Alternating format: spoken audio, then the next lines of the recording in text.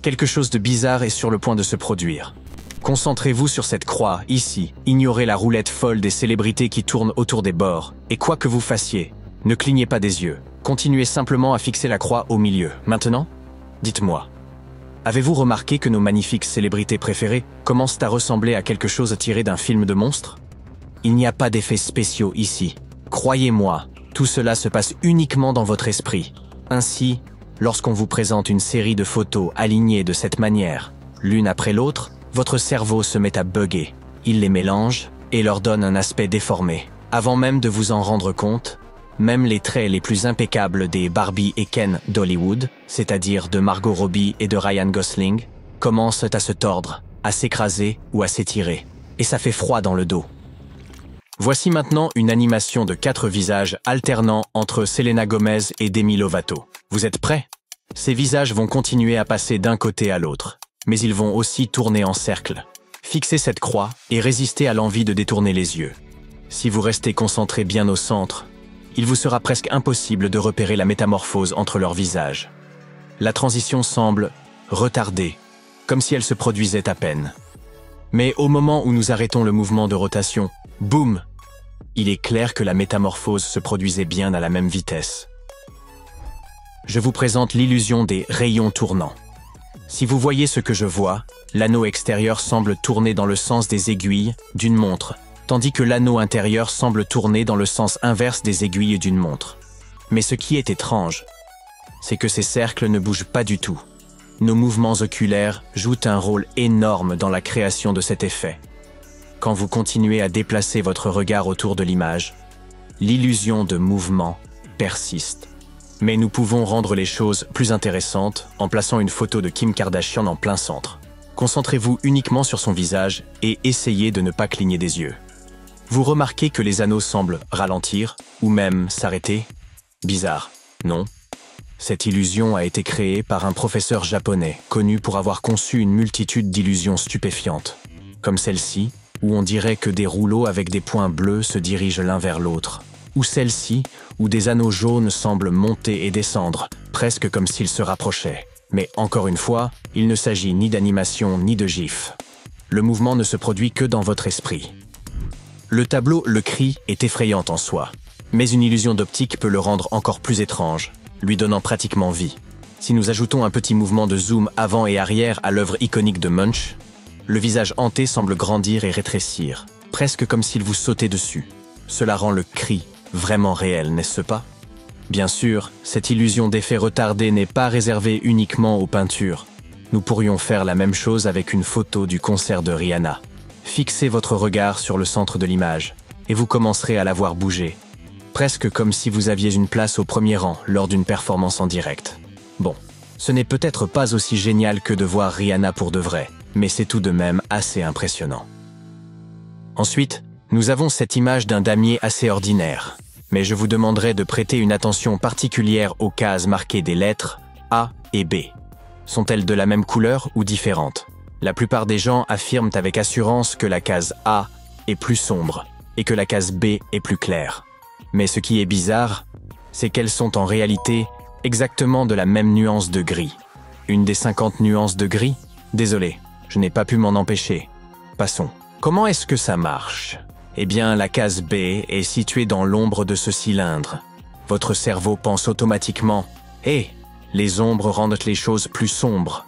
Donc, il illumine la case B pour compenser l'ombre, tandis que la case A, qui est en dehors de l'ombre, reste telle qu'elle. Parlons maintenant de l'illusion du trombone. Si vous prenez une grille simple et que vous y ajoutez des lignes diagonales parfaitement droites, quelque chose d'étrange se produit. Elles vont vous sembler courbées ou cassées. Cela s'appelle l'illusion du trombone parce que certaines personnes disent que les lignes ressemblent à une rangée de trombones. Vous ne la voyez pas? Eh bien, il y a une solution. Si vous regardez l'image du coin de l'œil, l'effet devient plus fort. Alors, mettons une photo de Timothée Chalamet dans le coin.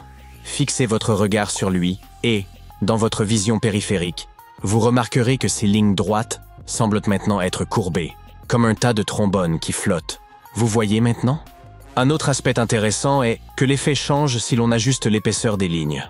En les épaississant, au lieu de trombones, on se met à voir quelque chose qui ressemble à des chaînes. Mais si nous faisons l'inverse, en rendant les lignes plus fines, elles ressembleront davantage à des rubans ondulés.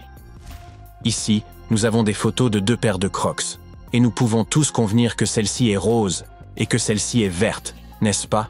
Super, mais rendons cela un peu plus difficile avec cette nouvelle image. Alors, de quelle couleur sont ces Crocs-là? Regardez bien et dites-moi. Quelle option pensez-vous avoir vue? Numéro 1, 2 ou 3? Avez-vous la réponse? Si vous avez choisi l'option 1, vous avez raison. Ces Crocs sont en réalité roses, mais elles semblent grises parce qu'il y a un filtre vert sur l'image. L'éclairage trompe nos yeux en leur faisant voir les couleurs différemment. Les objets blancs, comme ces chaussettes, deviennent verts, tandis que les objets roses, comme ces Crocs, prennent une sorte de teinte grise. Cette illusion de constance des couleurs démontre à quel point l'éclairage peut tromper notre cerveau. Voici une autre illusion, rose. Cette fois, nous avons une image avec un cercle blanc au milieu. Maintenant, ajoutons un peu de mouvement. Je sais que cette animation est intense, mais continuez à fixer le X, noir au centre. Soudainement, ce cercle blanc semble prendre une teinte rose pâle. C'est presque comme si les pixels rouges et blancs se mélangeaient. Un phénomène similaire se produit avec ce damier rouge et blanc. Concentrez-vous à nouveau sur le X noir, bien au centre. Vous remarquerez que lorsque le damier devient soudainement entièrement blanc, les espaces rouges peuvent encore sembler légèrement roses. L'explication, c'est que lorsque vous fixez le X, vos yeux s'habituent à voir les bords rouges et blancs. Cet effet d'adaptation laisse une image rémanente dans votre vision, et votre cerveau s'accroche au rouge si fortement que lorsqu'on l'enlève, il remplace le blanc par une touche de rose. Pour notre dernier tour de magie, voici une illusion qu'on appelle les triangles de Poggendorff. Que voyez-vous lorsque vous regardez cette forme étrange? Est-ce que vous voyez 2 triangles assemblés, l'un ici et l'autre là? Cela semblerait logique, mais ce n'est pas ce qui se passe. Je veux dire, oui, il y a effectivement 2 triangles dans cette image, mais pas à ces positions. Ce qui se passe en réalité, c'est que votre cerveau pense qu'une ligne diagonale imaginaire les traverse, comme si ces 2 bords étaient connectés et faisaient partie d'une seule et même ligne. Mais en vérité, ces bords ne se connectent pas du tout. Vous voyez, ce sont en fait 2 lignes distinctes qui ne sont pas alignées. Comme je l'ai dit plus tôt, il y a effectivement 2 triangles dans cette image, mais ils ne se présentent pas exactement comme nous nous y attendions. Séparons ces formes et les voici. Cette illusion fonctionne ainsi. Lorsque nous voyons des objets partiellement cachés, notre cerveau crée en quelque sorte des contours imaginaires pour rendre les choses plus logiques. Mais ces contours n'existent pas réellement. La même chose se produit ici. Votre cerveau pense que cette image est simplement étrange et il essaie de la comprendre en remplissant les espaces vides au milieu. Donc, vous finissez par voir les zones grises comme faisant partie d'un seul rectangle translucide, mais il n'existe pas en réalité. Plutôt fou, n'est-ce pas?